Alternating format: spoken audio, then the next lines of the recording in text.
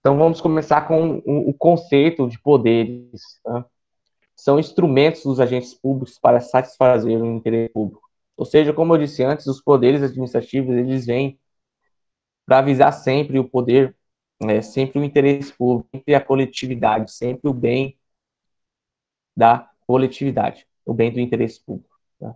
Dentro disso, a gente tem o poder dever, e eu vou começar aí falando um pouquinho. Isso aqui já é matéria de prova, cara.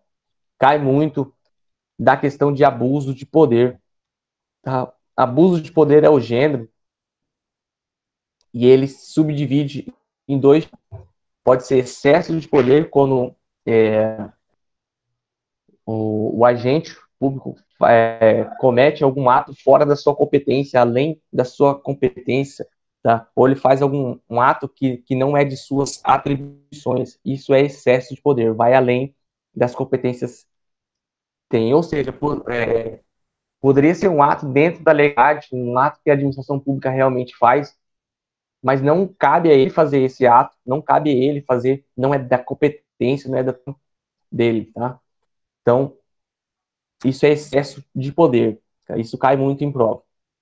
O outro é desvio de poder. É quando o ato cometido pelo agente É visa por isso que eu falo pra você um benefício que a pessoal, ele gente, tem fim pessoal. Isso pode a cair gente tem um como poder muito desvio grande sobre as pessoas. de poder, como pode Basta cair você como se desvio de dedicar que você finalidade. pode Ou seja, o transformar ato a dele vida de não uma alcançou a pessoa através de finalidade, uma dedicação tá? Correta, que a num finalidade momento correta é sempre específico que o a interesse pessoa está público. vivendo. Um exemplo Tipo, um conselho que você muito dá, que você acha bem que não está fazendo nada, mas que que eu posso faz toda usar a isso, por diferença na vida da exemplo, o pessoa. cara é um policial Então, tá de olho. e ele tem um vizinho ali que enche o saco dele e ele usa dos poderes que ele tem, do poder de polícia aí, para invadir a casa do cara e dar uma voz de prisão ali totalmente errada, sem nenhuma motivação certa, usando somente o benefício que ele queria pessoalmente. Tá? Isso é desvio de poder ou desvio de finalidade. E eu coloquei observação, existe abuso por omissão. Sim, existe abuso por omissão. Por isso que é um poder dever. Até estava trocando ideia com o Thiago sobre isso. É quando o agente público ele tem o dever e ele tem o poder de agir dentro da sua atribuição, dentro da sua ciência, e ele não age. Isso é abuso de poder. É tipo o exemplo aí do Thiago, que ele é trabalhador do INSS, e simplesmente ele não quer atender um senhor que está ali, ele é dentro da competência dele fazer esse atendimento e ele não faz, tá? Isso é um abuso de poder, é um abuso de poder por omissão, tranquilo? Um detalhe muito importante, na prova, cara, pode cair o gênero abuso de poder e afirmar aí que, por exemplo, desvio de finalidade é abuso de poder. Se ele falar assim, desvio de finalidade é abuso de poder, igual eu estou passando aqui com, com o mouse, não sei se está aparecendo aí, está certa a questão, tá? Não está errado. Agora, se eu afirmar que um ato para visar o fim pessoal é um excesso de poder, está errado. Ou seja, se eu fizer qualquer uma dessas afirmações jogando para o abuso de poder, ela vai estar certa. Agora, se eu trocar aqui, está errado. Não sei se eu consegui explicar bem isso. Se ficou alguma dúvida, é só mandar no chat aqui, ou o Thiago aí. Tá, o slide está aparecendo, né?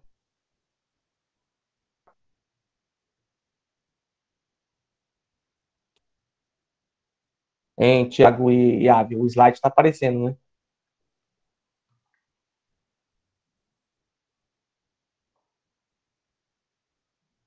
Tá aparecendo. Tá, Você pediu para. Qual que é a pergunta mesmo? Você pediu isso. para responder? Para fazer? Não, é só se ficou alguma dúvida nessa explicação aqui. Ah, Deixa eu tá. só voltar Tá aqui. ótimo. Perfeito. Porque aqui é o seguinte, o abuso do poder, ele pode cair na prova o seguinte, o cara pode dizer que a conduta, que houve uma conduta do agente público visando o fim pessoal, o que caracteriza abuso de poder. Tá? Ele pode colocar o abuso de poder aí para definir o desvio de poder, isso está certo. Tá? O que ele não pode é falar que essa conduta visando o fim pessoal é um excesso de poder. Se ele falar que é um excesso de poder, não. Excesso de poder é além da sua competência. Ou vice-versa.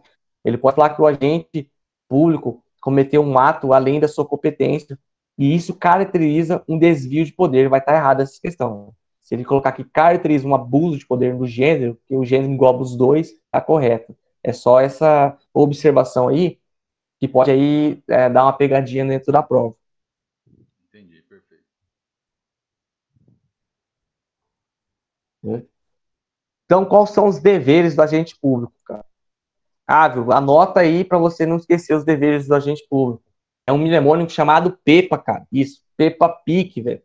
É só memorizar aí PEPA que você não vai errar nunca esse mnemônico. Qualquer questão que cair sobre deveres do agente público, você vai lembrar da PEPA PIC. Então, você vai lembrar e responder corretamente essa questão. O que é a PEPA, cara? Tá em vermelho aí. É probidade. Probidade é usar da boa fé, é você estar ali agindo dentro da legalidade, fazer tudo certinho dentro da legalidade. Isso é você ter, ele tem que ter o dever, é um dos deveres do agente público, é probidade. Tá? Outro dever é eficiência. Tá? Eficiência é sempre buscar os melhores resultados com o menor custo. Tá? Terceiro, aí é o da publicidade, prestar contas, ou seja, tudo que o agente público vai estar fazendo aí, ele tem o dever de prestar contas para a sociedade. Uma prova disso é que os salários dos agentes públicos tem um site, que agora não vou lembrar o nome, que você consegue acessar e ver que eles estão ganhando. E aí isso é prestar contas, um exemplo de prestar contas, que é o exemplo da publicidade. E o outro, que é o que a gente acabou de falar um pouco aí em cima, que é o dever de agir. Ele não pode se omitir, não quero fazer isso porque não estou afim, não, ele não pode fazer isso. Está dentro das ações, dentro da competência dele, e é um dever dele. Tá? Se ele não fazer isso aí, cabe uma advertência. Tá? Se isso for rotineiramente, pode virar até suspensão e até demissão, no caso. Tá? Isso só dá um ponto que já cai aquela ilusão que agente público não pode ser demitido. Ele pode sim, tá, gente? Beleza? Dada essa introdução, vamos começar com o poder hierárquico. Tá? O poder hierárquico é o poder de estabelecer hierarquia entre os órgãos e os agentes públicos. Tá? Palavras-chave sobre isso aqui, quando cair na prova, vai ser sempre essas aqui, ó. Poder de comandar, de dar ordens, poder de fiscalizar, tá? Porque esses poderes hierárquicos dentro da prova, ainda mais CESP, vai cair uma situação hipotética e eles vão pedir para que você afirme, no caso, eles vão afirmar qual o poder que está acontecendo ali, se manifestar, e você vai ter que dizer se é certo ou errado. Tá? Para você acertar o poder hierárquico é muito fácil. Né? É uma relação de hierarquia entre os órgãos e agentes públicos e vem muito com essas palavras, comandar, dar ordens, fiscalizar, tá? Revisão, tá? Sim, revisão é um poder hierárquico derivado aí do princípio da autotutela que eu falei na outra aula. E aí a gente vai ter a anulação, revogação e convalidação. Já vou explicar no próximo slide que são cada um deles. Tá? Vou dar uma pincelada que a gente vai ver lá na Lei 8.112 mais específica. Outra consequência ou característica do poder hierárquico é o poder de delegar e avocar. Tá? O poder de delegar é quando uma autoridade ele delega parte da sua competência para o seu subordinado. Tá? Observações sobre delegação. Ele só pode delegar uma parte da sua competência, ele não pode delegar toda a competência. Tá? Tem já julgados do STF, né, tem súmulas vinculantes, e também tem na lei 1724, falando também, que pode haver delegação para pessoas que tem uma relação ali vertical, ou seja, não tem diferença hierárquica entre eles. Pode haver também, pode acontecer a delegação. Avocar ou avocação é quando o superior, e aí é só relação superior e subordinado, ele traz aquele subordinado para ele. Tá? Observação sobre isso. Para ele fazer isso, ele tem que motivar, tem que justificar por que ele está fazendo isso. Tá? É um dever dele, ele tem que fazer isso. E em casos excepcionais, tá? A regra geral é o subordinado ter todas as suas atribuições. Tá? Mas quando o superior quer trazer para si alguma competência, é algo excepcional, né? É algo rotineiro, e isso tem que ser motivado. Beleza? Agora, cara, e o que não pode ser delegado, cara? Quais são as situações que não pode ser delegado? A gente vai ver isso na Lei 9.724 de 99. Mas eu já vou dar uma introdução sobre isso. Isso é um mnemônico, cara, para você decorar, que são só 3, que é NORES. Tá? Não pode ser delegado normas normativas, não pode ser delegado recurso, tá? E não pode ser delegado competência exclusiva. Tá? Porque a ato normativo? A normativa é só outra lei que pode fazer essa delegação de competência. Então não pode. Os recursos, cara, por que não pode ser delegado a competência de recurso? Porque imagine lá, você está dentro de um processo judicial ali, ou ativo, tem a sentença do primeiro juiz, da primeira instância, e você entra com um recurso apelando para a segunda instância. Chega na segunda, e aí o juiz lá fala assim, não quero julgar isso não, vou delegar para o cara da primeira instância. É por isso que não pode acontecer a delegação neste caso. Né? E exclusivo é porque são competências únicas e exclusivas. Né? Por exemplo, o autônomo, que é o decreto do presidente da República, só ele pode fazer, ele não pode delegar. Beleza? Agora, muita atenção, Mário, esse último ponto que eu coloquei aí, ó, o poder de punir. Tá? Eu coloquei ele aqui, cara, e coloquei entre aspas indiretamente. Por quê?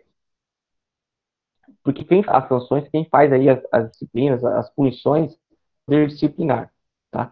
Só que o poder disciplinar, ele deleva da hierarquia. Tá? Ele só ocorre por causa que existe uma hierarquia. Por isso que eu coloquei aqui poder de punir dentro do poder hierárquico de forma indireta. Tá? Mas ele ocorre lá no poder disciplinar. É só para deixar bem confundir você. Beleza? Agora explicando rapidamente o que é anulação, revogação e convalidação. Anulação é quando você anula um ato com alguma ilegalidade, tá? Esse vício, esse está relacionado à ilegalidade. E aí cabe a anulação. A revogação é um ato válido, porém a administração pública pode revogá-lo de acordo com sua oportunidade e conveniência. Tá? Isso é um ato discricionário. Se ela quiser, ela revoga. Se ela quiser, ela não revoga, de acordo com a sua conveniência e oportunidade. Convalidação é corrigir o ato administrativo. Tá? E isso aqui tudo deleva do princípio da autotutela. Essa convalidação só pode ocorrer quando os vícios, ou seja, os erros dentro do ato, eles são erros sanáveis. Tá? Existem erros que são insanáveis. Tá? Por exemplo, o erro de ilegalidade. Né? Se há algo ilegal ali, ele não é sanável esse erro. Então aí não cabe a convalidação. Quando é algo sanável, por exemplo, a forma como ele foi utilizado, o maior exemplo que eu vi hoje está na lei específica que tem o carimbo da repartição da folha e assinado pelo agente, e ele coloca no canto direito, tá? Esse é um vício totalmente sanável, cara, e até irrelevante. Tá? Às vezes não é nem usada a convalidação, mas é só para vocês entenderem que a convalidação só existe quando os atos eles possuem características sanáveis, tá?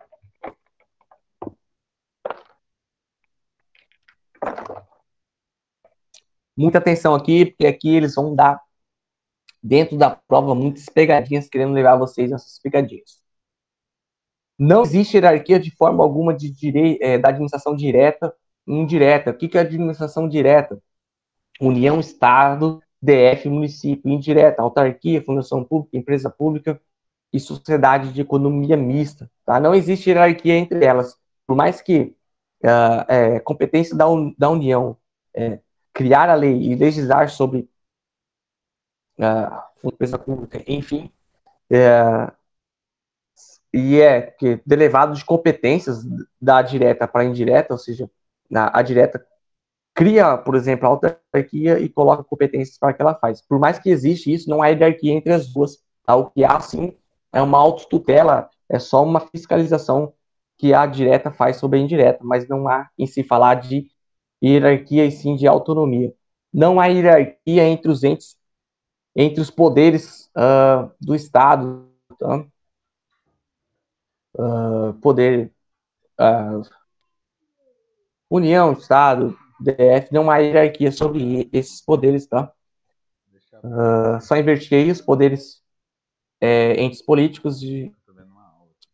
que esses que eu falei são os entes políticos, e os poderes aí é poder executivo, legislativo e judiciário. Não há hierarquia sobre eles, está lá no artigo 2º da Constituição, que vai dizer que eles são independentes e harmônicos entre si, tá?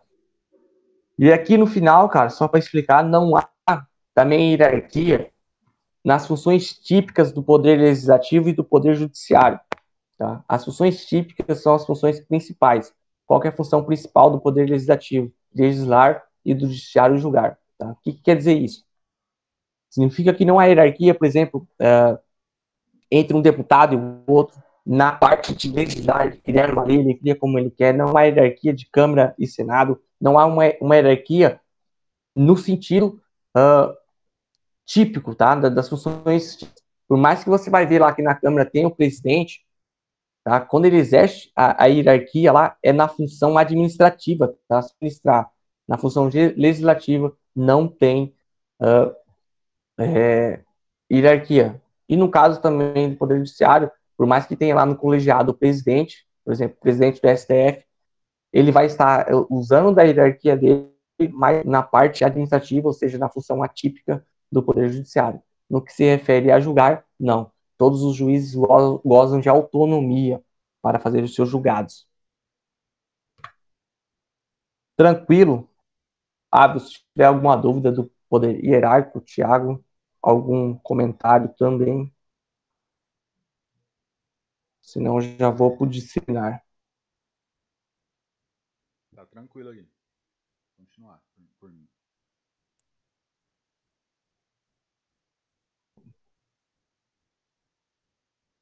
Beleza. Então, poder disciplinar, tá? Lembrando, não vai confundir com aquele poder de punir que eu coloquei lá no hierárquico, tá? É de uma forma subsidiária, uma forma que não tem como existir esse poder disciplinar sem hierarquia, tá? Disciplinar é o poder de punir os servidores pelas infrações funcionais e particulares que tenham vínculos especiais com a administração pública. Tá aqui uma questão de prova, cara, que eles vão colocar e levar você a entender que quando a administração pública pune um particular, é só no caso do poder de polícia, tá? Não. Se de alguma maneira esse particular tem um vínculo, tá, com a administração pública, ele sim vai poder ter aí a sua punição através do poder disciplinar. Um exemplo disso é licitações, tá? Esse vínculo que está ali dentro das licitações, o particular ali, que vencedor da licitação comete algum erro, algum agravo, né, algo ilegal dentro da licitação, ele vai sim, além de perder talvez a licitação, ele vai sofrer sanções do poder disciplinar da administração pública, tá? É um exemplo. O poder disciplinar tem como característica a discricionalidade. O que é isso, cara? Discricionalidade é que, dentro dos limites que a lei estabelece, ele vai ter uma margem para navegar ali dentro. Por exemplo, os tipos de sanções: tem advertência, suspensão, demissão. De acordo com o caso em si, ela vai poder navegar dentro dessas sanções, porque isso é discricionário. Quando é um atado, ela não existe essa margem. Tá? É o pé da letra que fala. O que a letra manda, já faz. Isso é vinculado, é um ato vinculado. Tá? Então, o poder de disciplinar ele tem como característica ser discricionário. Tá? Então, as palavras-chave aqui são advertência, sanção, punição.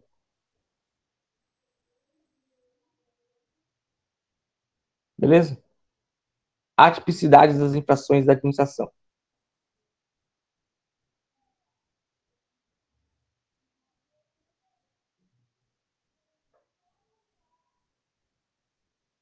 Ah, tá. Lembrei. Cara, o que quer dizer essa atipicidade das infrações administrativas? É o contrário da tipicidade penal. Porque lá na tipicidade penal, o que acontece? A infração que a lei define ali, ó, é típico, tá escancarado lá. Na, na administração pública vai ter casos que é exemplificativos, algumas infrações, e o caso concreto em si não oferece nada que tem dentro da lei, mas ele vai usar uma outra lei que vai estar aí dando um norte na exemplificação e vai poder ter essa infração cometida, tá? Isso é a tipicidade, ao contrário de tipicidade. Tranquilo até aí? Não ficou nenhuma dúvida?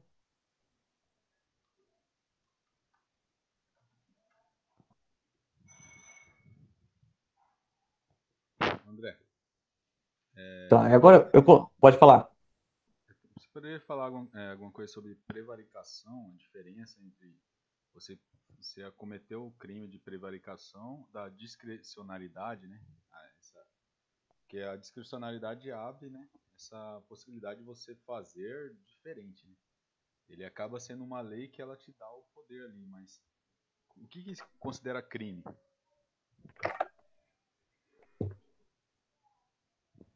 No caso da administração pública, já não vai ser dito como um crime, né? E sim como infração administrativa.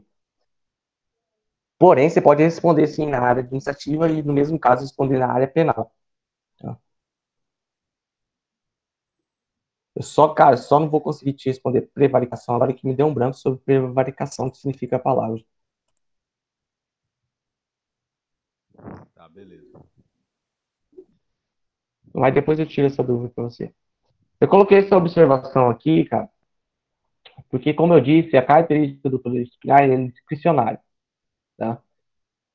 Só que, cara, tem uma súmula do STJ que vai falar que esse poder é vinculado, desde que devidamente motivado e com amparo em investigações ou sindicância. É permitida a estação do processo administrativo disciplinar com base em denúncia anônima.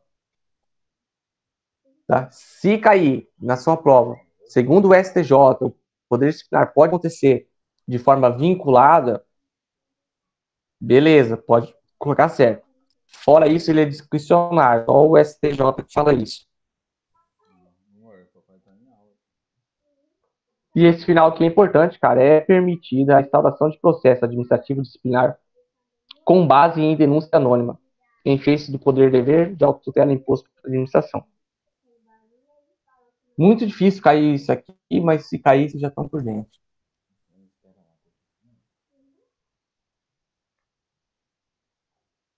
Cara, isso aqui cai, e não cai pouco, tá? Isso aqui cai bastante. Porque tem seu entendimento ali, ainda mais quando você estuda aí o princípio do contraditório, ampla defesa, do devido processo legal. Traz essa ideia que sempre é necessário ter a presença do advogado, tá? Que é obrigatória a presença do advogado em qualquer julgamento que seja. Então, por isso que eles caem muito essa questão, eles vão afirmar lá dentro da questão do CESP, falando que é obrigatória a presença do advogado, ou obrigatório a defesa técnica dentro de um processo PAD, por exemplo, que é um processo administrativo disciplinar. Ou você pode falar que dentro de um processo administrativo é obrigatória a presença de um advogado. Tá? Não é obrigatório, cara. Tá? Processo administrativo, dentro de um julgado administrativo, não é obrigatório aí você ter uma defesa técnica. Se quiser, tá? Se cair a questão afirmando que é facultativo, tá? Se quiser, você pode sim ter uma defesa técnica e levar um advogado, que é até mais aconselhável. Mas obrigatório. E cai muito isso aqui, cara, porque não é todo mundo que estuda essa parte aqui, que é uma súmula vinculante lá do STF. E às vezes no nervosismo, cara, o cara erra muito. Então, cara, Os caras que elaboram a prova lá, eles gostam muito de botar aqui. Não viola o direito de ampla defesa, beleza? Assumo, tá?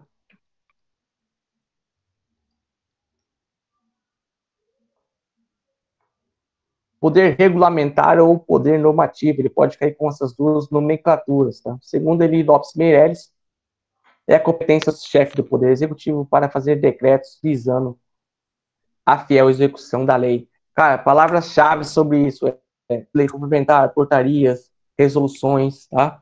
Poder normativo, a administração pública é o poder da administração pública de fazer atos normativos visando a complementação da lei, tá? Isso aí a gente vai ver muito, cara.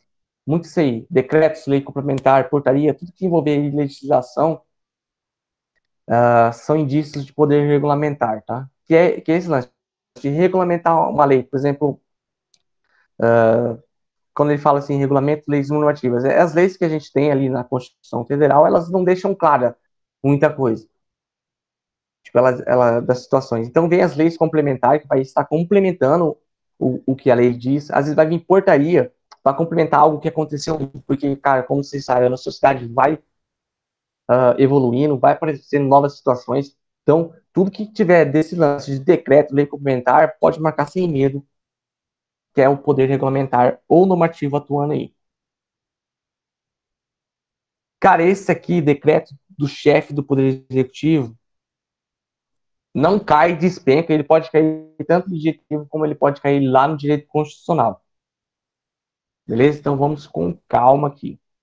Tá? Então, o chefe do Poder Executivo, ele pode fazer decretos para regulamentar e fazer uma fiel execução da lei. Tá? Ele pode fazer esses decretos. Está lá no artigo 84, inciso 4 da Constituição Federal. Muito detalhe, que esse decreto para regulamentar a execução, para fazer a fiel execução dessa lei, ele não pode alterar, ele não pode restringir ou ampliar essa lei. Tá? Vamos supor, por exemplo, a lei do racismo, contra o racismo. Quando eles criaram essa lei complementar, essa lei não pode alterar o que está no texto constitucional, não pode restringir o que foi dito lá e não pode ampliar. Essa é a ideia, então, desse decreto. E esse aqui é o que mais cai, cara, sem dúvida alguma. É o decreto autônomo ou independente, cara. Isso aqui é uma competência exclusiva, tá, do presidente da República. Ou seja, não pode ser delegada. Isso vai estar lá no artigo 84, inciso 6º da Constituição Federal de 88. E o que ele pode fazer com esse decreto? Esse decreto tem duas situações. Para ele modificar ali, fazer uma organização interna dentro da administração pública, ele quer modificar um órgão do outro, ele quer mudar um ministério. Ele fez agora, o nosso presidente excluiu alguns ministérios, criou outros ministérios, juntou pastas. Essa organização interna, ele pode fazer por decreto autônomo, ele não precisa de autorização do legislativo, ele não precisa pedir autorização para o judiciário, não, ele já faz, desde que não não ocorra aumento de gastos da administração pública. Se essa organização que ele vai fazer não vai ter aumento de gasto, ele pode fazer. Tá? Outra coisa que esse decreto autônomo pode fazer, ele pode fazer a dispensa ou criação.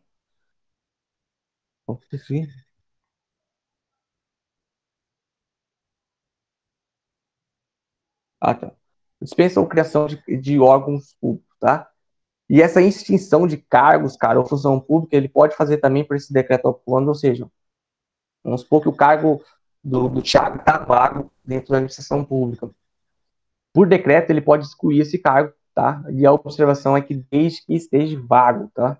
Se não tiver vago o cargo, ele não pode fazer a extinção desse cargo, tá?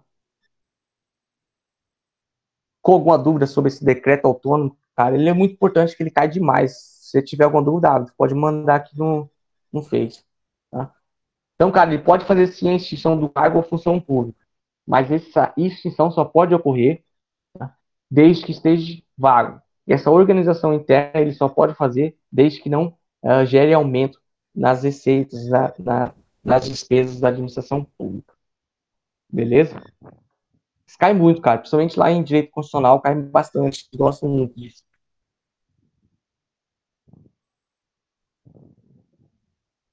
André, Tá, agora a gente pode falar.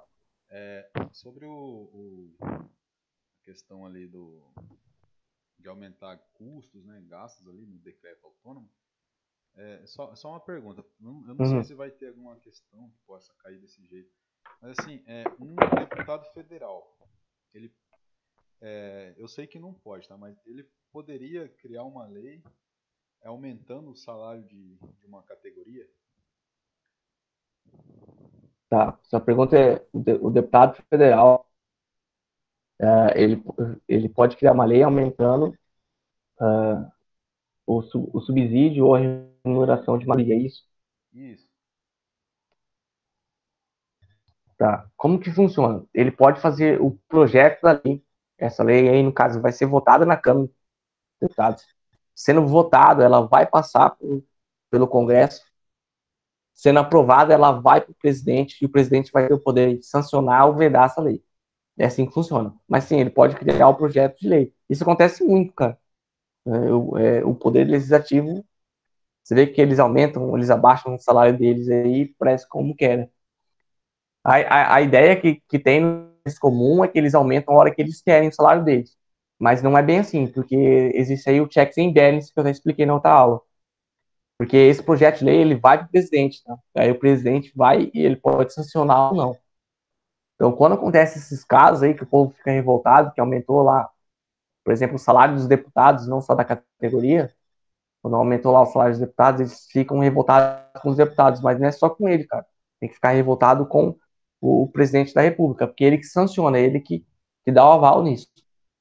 E fora isso, aí tem também, por exemplo, o STF, no caso, mas o Poder Judiciário, se esse projeto de lei tiver alguma ilegalidade, estiver contra a Constituição em alguma parte, ele pode alegar inconstitucionalidade. Um exemplo disso é, por exemplo, eles vão aumentar aí o salário de deputados acima do subsídio dos ministros do Supremo Tribunal Federal, que eles são os tetos, o teto de salário dentro da administração pública é os ministros da STF. Aí eles fazem uma lei lá que vai, cara, eles vão ganhar mais que eles.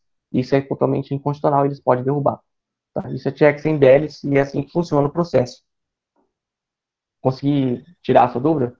Então, dentro da categoria, sim, eles podem fazer isso. Se é uma categoria da administração pública, no caso, eles podem. E também, por exemplo, no privado também, né? Não tem lá, dentro do setor privado, o salário mínimo, o salário para, como fala, empregos danosos, periculosos, tem ali um mínimo, um teto, tal. Eles também podem fazer lei, sim, um projeto, na verdade, de lei, para estar modificando, sim. Consegui tirar sua dúvida, Thiago? Conseguiu, perfeito.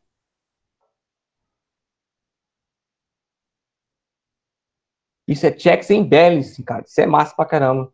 A teoria de Charles Montesquieu, né, que fala nesse... Ela pode cair como phrase contra pesos também. Tá? Ela cai bastante, cara. E tem que entender como funciona esse checks and balances, que vai sair do jeito que eu falei aqui. Vai ser uma historinha aí para falar, afirmando que é um checks and balances. Em provas de nível superior cai muito checks and balances. Beleza? Então, cara, sem dúvida alguma, já adianto, Ávila, que provavelmente vai ter uma questão sobre poderes da prova. E eu vou botar aí para você 80% de chance de ser poder de polícia, tá? Poder de polícia, cara, sem dúvida é o que mais cai. Porque, cara, poder hierárquico, você vai lembrar das palavras-chave lá. Dar ordens, comandos, revisão, que é fácil, chá.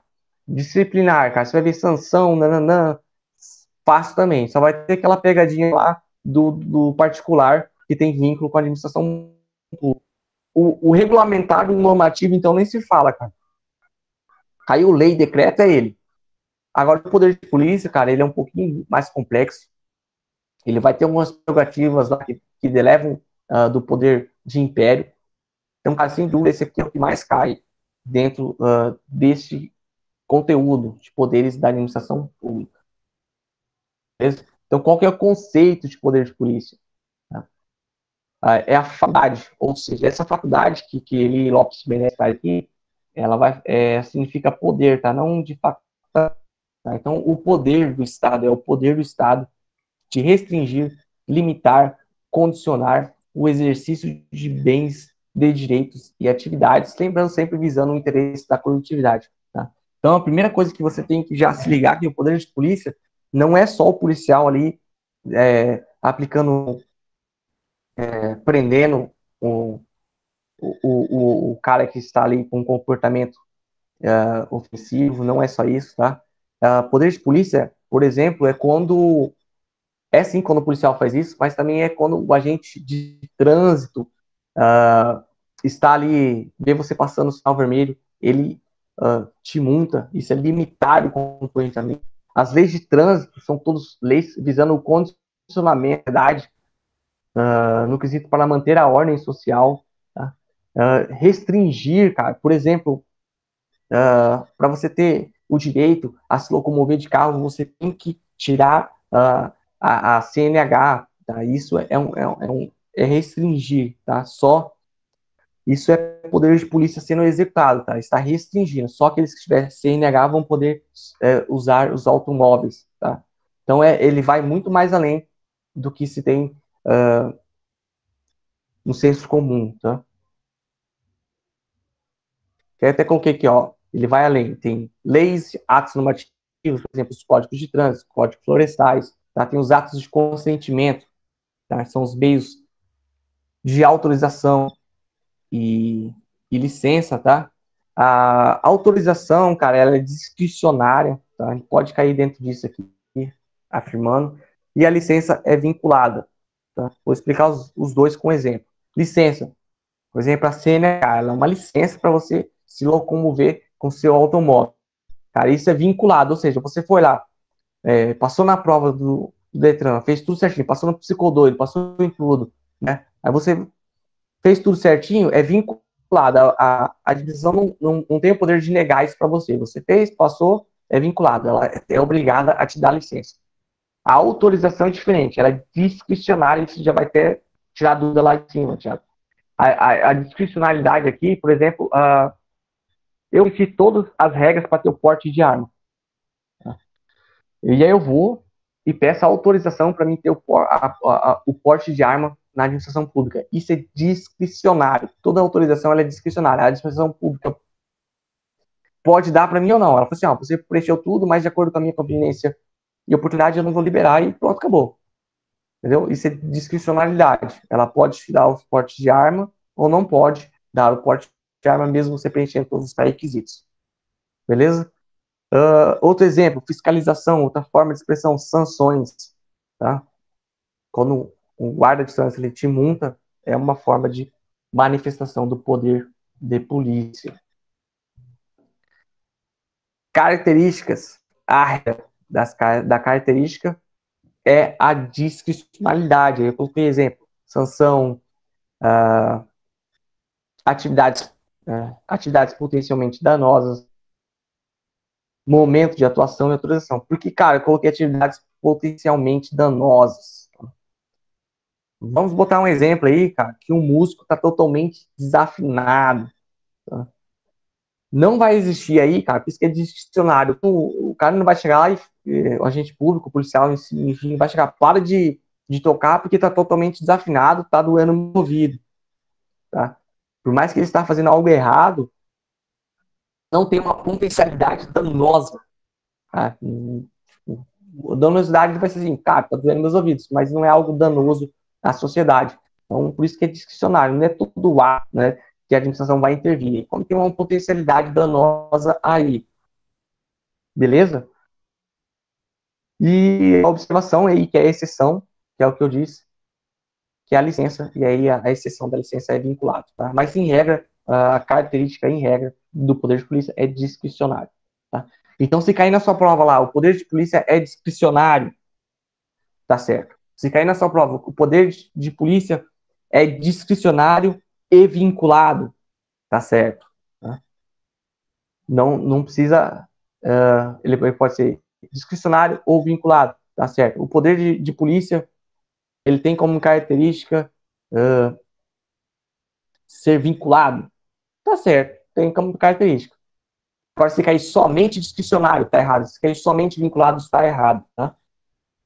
Outra característica, e essa aqui despenca, é a característica de auto-executoriedade. Isso aqui, cara, é muito princípio da supremacia do interesse público, tá? Auto-executoriedade, cara. Significa, cara, que quando tiver algum ato que tenha um potente danoso ali, por exemplo, o fiscal chega no mercado e tá as carnes podres lá em depredação.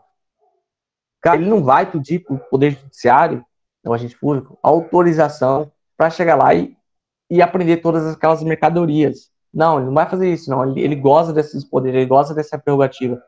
Ele já vai catar agora, ele não vai pedir permissão para ninguém. Tá? É no caso também de estar estacionado em um lugar que é proibido. Tá? Ele vai chamar de alguém, é auto-autoridade. Isso deleva do poder de império. Cara. A exceção aqui, nesse caso de auto-autoridade, é as cobranças, porque aqui respeita o contraditório e ampla defesa. Tá? Então, ele vai gerar multa ali, só que a multa é só gerada depois de 30 dias, tá? Não respeita esse limite. Tá? Não é auto-executário. É a única exceção que tem aqui. E temos ali um autor, cara, Antônio de Mello, que ele vai falar que existe também como característica do poder de polícia a exigibilidade, tá? Que é meios indiretos, por exemplo, as multas. Então, cara, nem vou explicar muito essa exigibilidade, mas é só ficar aí afirmando que Celso Antônio de Mello coloca dentro do poder de polícia a característica exigibilidade, você pode colocar certo, mas que raramente vai cair. Mas se cair, você já está sabendo. Outra característica que também leva do poder de império, essa coercitividade, tá? Imposição ao particular, tá? Nessa coercitividade, quando ele vê algo danoso ou algo ilegal, ele também não precisa ser provocado pelo judiciário. Se for preciso de usar a força, ele vai poder usar a força sim, no caso dessa característica. Então, quando vamos supor, você está numa briga de bar, a polícia chega lá para separar ali, ele tem que usar a força, ela não precisa de autorização. É essa prerrogativa, essa característica do poder de polícia que ela usa na hora e manifesta o seu poder. André. Pode falar. Só voltando um pouquinho, não sei se pode perguntar agora, né? No poder discricionário. É só uma dúvida. O poder discricionário, ele é... Entendi. Cortou, não entendi. Fala aqui. É só uma dúvida sobre poder discricionário, né? O poder discricionário, ele tipo assim, se cair uma pergunta lá, geralmente cai assim, né? O policial tal, para um carro, ele tem a discricionalidade de fazer, de atuar ou não, né? Essa discricionalidade dele, ela é taxativa ou ele pode, tipo assim, ele pode atuar multando, advertência, guinchando o carro ou apreendendo ou dando multa, ou ele não pode fazer nada? Não é taxativo tá, o que vamos ele lá. deve fazer? Você tá no seu carro lá, passou o sinal vermelho, o guarda viu.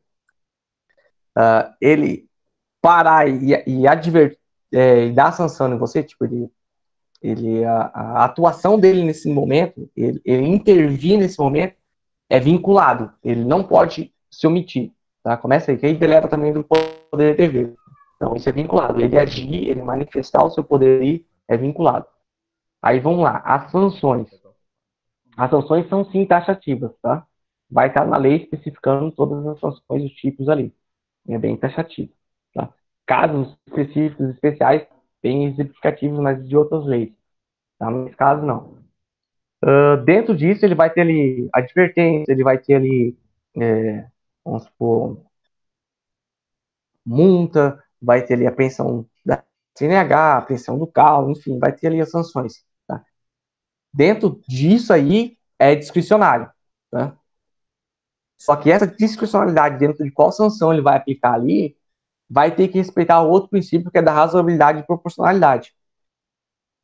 Beleza? Que, por exemplo, passou o sinal vermelho, multa de tanto, e tantos pontos na carteira. Tá? Passou no sinal amarelo, ou entrou na contramão, de acordo com o caso, de acordo com a gravidade, tá? Vai ser. Peraí que eu estou confusão. É taxativo, porque cada infração de trânsito, no caso, a lei de trânsito, tem lá a sua pena. Tá? No caso desse exemplo aí, ele é taxativo e ele é vinculado àquelas penas, porque é bem taxativo ali, no caso, a lei de trânsito. Então, Mas, por exemplo, no caso que eu dei, isso. No caso do mercado, não. Não fazer no nada. caso do mercado é vinculado a. Não fazer nada não é discricionariedade, é crime, né? De prevaricação. Né? Isso. Prevaricação. E outra coisa, ele pode até perder o cargo por isso, tá? Entendi. É que eu já vi questões de omissão. Omissão é muito grave. E é o seguinte, por exemplo, no caso que eu dei do mercado, tá? E as sanções. Cara, vou dar um exemplo bem comum aí para entender. A gente teve um decreto agora sobre as medidas de prevenção ao Covid-19. Né? Então, desse decreto feito pelo Marquinhos, estava lá, que poderia gerar, o descumprimento dessas normas poderiam gerar multa de 500 a 15 mil reais, tá? É um dos decretos, tá? Só vou dar um exemplo. Então, se aglomerasse, a multa variava de 500 reais a 15 mil reais. Então, quando a gente chegava lá e via aglomeração, é vinculado, ele tem o dever de agir. Isso é vinculado. Agora, a sanção, a multa que ele vai aplicar é totalmente discricionária dentro desses limites impostos pela lei. Ou seja, não pode ser menos de 500 e não pode ser mais de 15 mil. Porque, por mais que seja discricionário, tem esses dois limites. 500 reais e 15 mil reais a multa. Só que ele pode navegar ali dentro. Tinha 30 pessoas aqui. 30 pessoas eu vou colocar aqui a multa de 500 reais. Eu vou botar um mínimo. Que 30 pessoas, né? O limite era 20, vou dar 500 reais. Por quê? Porque ele tem que respeitar o princípio da razoabilidade e proporcionalidade, de acordo com o caso. Tinha 800 pessoas reunidas. Cara, 800 pessoas, vocês estão de sacanagem, né? Olha o agravo, né? Olha o dano. Então ele poderia aí dar 15 mil reais de multa. Tá? Consegui explicar? Consegui entender? Perfeito. Aí no caso, se ele não multar, aí não é discricionariedade, ele não agir, né? Ele tá Se ele cometendo não crime. agir, aí ele tá com os poder por omissão que a gente viu lá no começo. Ok, beleza. Obrigado. Beleza? Continuando. Se você tiver alguma dúvida, você pode mandar aqui no chat. Delegação do poder de polícia a particulares, cara. Pode isso? Não, cara, não pode ter aí a delegação do poder de polícia para particulares, tá? Pode para autarquias, tá? E aí, cara, eu vou explicar esse princípio de mapa conceitual para vocês entenderem. Tá? Não pode ser delegado o poder de polícia, tá? Então, aqui no meio está o poder de polícia. Esse poder de polícia que ele não pode ser legado, ou seja, eu não posso fazer parte da minha competência para particulares, tá? Porém, eu posso delegar para particulares a preparatória e a fase de execução. Tá? O que seria isso? Por exemplo, não tem os pardais da lá de trânsito? Esses pardais, essa fiscalização ali, eu posso delegar, porque ela é preparatória, ela não está ali exercendo um poder, tá? Vai ser meros instrumentos para que o poder de polícia ali execute as sanções, tá? Execução, tá? O que seria essa execução? As multas em si, não tem lá particular que aplica a multa ali, que eles contratam uma determinada empresa para fazer a distribuição das multas, chegar na sua casa, enfim, isso pode ser delegado. Agora, o poder de polícia em si, cara, qualquer pessoa que vai falar que o poder de polícia pode ser delegado e eles vão toda uma historinha tentando te convencer, cara, não pode ser delegado o poder de polícia, só pode que fases preparatórias e a fase de execução. Beleza? Poder de polícia, cara, na parte aí já entra um pouquinho também em direito tributário, que vai falar das espécies tributárias, tá? Então, cara, a única coisa que pode acontecer se cair qualquer prova sua afirmando sobre imposto, sobre qualquer outra coisa que não seja taxa, dentro do poder não existe, tá? Só pode acontecer umas taxas, tá? Que é até a questão que tá caindo muito sobre as iluminações das ruas, tá? As iluminações das ruas só pode ser cobrado taxa sobre elas, não pode ser cobrado imposto. E para finalizar aqui, existe o poder administrativo e o poder judiciário, tá? O poder policial administrativo, ele é mais preventivo, tá? É a regra dele. Existe repressiva? Existe, mas é exceção. E o judiciário, ela é repressiva e preventiva no caso de exceção. Tá? Quem que é o poder administrativo? São os órgãos, as entidades e as leis, são os poderes de polícia administrativa. Os poderes de polícia judiciária, quem é polícia judiciária? É as corporações especializadas, aí a gente vai ter a Polícia Civil, a PRF, e já entende-se também que a Polícia Militar também é uma polícia judiciária. Tá? Qual que é a finalidade da polícia administrativa? É a prevenção ou combate às atividades antissociais. E a polícia judiciária e as infrações penais. Qual que é os destinatários? Da administrativa são os bens, direitos, atividades e propriedades. Então, tudo que vai acontecer que possa causar um dano a bens, direitos, atividades e propriedades, quem atua é o poder de polícia administrativa. Tá? E no caso de pessoas aí, no caso, o cara te agride, né, todo dano à pessoa, dano físico à pessoa, não ao direito, quem vai estar atuando aí é a polícia judiciária. As normas que seguem, onde que você vai achar as normas que regem a polícia administrativa, está dentro do direito administrativo e do judiciário está dentro do direito processual penal, matéria da DPEM, cara. A gente vai ver isso também. Beleza? Alguma dúvida? Deu uma hora certinho, cara. Eu tenho alguma dúvida? Tiago? Se não, encerramos a aula. Vou até desligar aqui.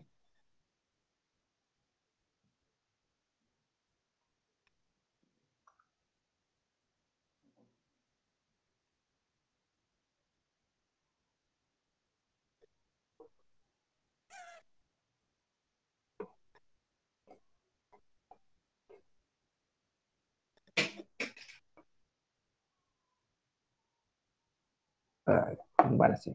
Deixa assim mesmo. Beleza? Encerramos a aula de hoje sobre poderes administrativos. Cara, tudo que podia cair sobre poderes administrativos estão nesses slides. Qualquer dúvida você pode mandar. Já que ficou gravado, eu vou postar. Se você depois dessa aula tiver alguma dúvida, é só mandar. Não tem problema algum, eu vou tirar essa dúvida o melhor possível para vocês.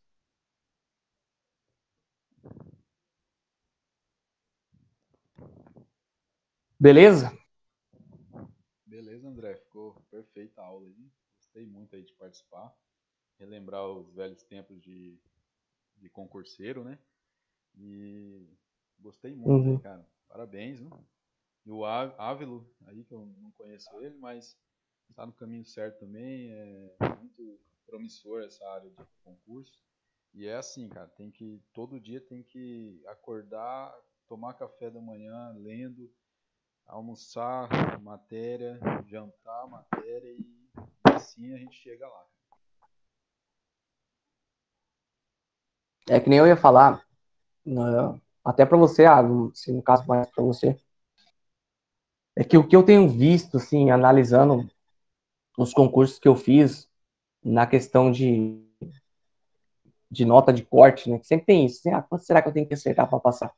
Cara, os concursos federais, aí eu acho que o Thiago vai ter até mais bagagem para falar. Cara, você tem que ir para a prova para acertar de 80% para cima do nível de concorrência, tá? Às vezes o nível de concorrência no APM, que é municipal, é muito maior, ou seja, tem muito mais gente fazendo. Só que o nível igual numa prova federal, ou seja, os caras que estão se preparando há muito tempo com prova, por exemplo, da DPEM, prova do TRF, cara, então a nota é muito alta. No TRF que eu fiz, eu acertei 54, 3 anularam umas 54 questões de 60. Cara, daí quase 9% da prova, você entendeu? E eu fiquei em 113, só pra você ver do nível que é. Então, cara, ver o conteúdo depende. Mas muito mesmo, cara. Tem que fazer igual isso o Thiago tá falando, tipo, comer, cara, todo dia. Por quê? Porque tem a ideia, eu, tipo, tem amigo meu que passou na PM sem estudar. Mas é por causa disso, cara, por causa que o nível é totalmente diferente de uma prova municipal para uma prova federal, até no quesito das elaborações das questões, cara. É muito diferente, muito, tá? Muito. O grau, cara, na TF chutava nos neurônios dentro de cada questão. Na PM, não, cara, já é mais tranquilo, tá? Então, por isso que às vezes, cara, por exemplo, igual o Alan que passou no bombeiro, ele passou no primeiro concurso dele na vida, cara. Tá? E ele não estuda, por exemplo, nem um terço do que eu tô estudando. E ainda não passei, cara, no concurso que eu quero, que é federal. Porque o nível é diferente. Então, cara, tem que se dedicar realmente, realmente, não tem como. Os caras falam, cara, os matemáticos da vida, fala que é mais fácil você passar, você ganhar na loteria do que passar no concurso chutando, tá? Só pra você ter ideia de quanto difícil que é isso. Então, ó, tá convidado terça-feira de novo. Terça-feira é responsabilidade civil do Estado. E a gente já vai para quase 30% do edital de direito administrativo. Ah, cai bastante, cara, cai bastante mesmo.